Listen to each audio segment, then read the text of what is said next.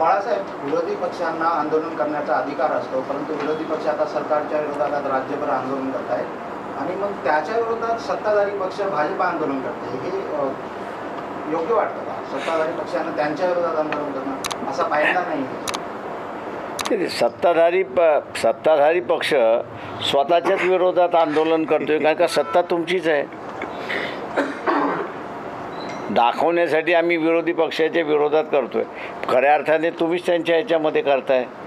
आणि हे जरी जात असलं तरी सांगलीमध्ये देवेंद्र फडणवीस आणि शरद पवार एका व्यासपीठावरती आहेत.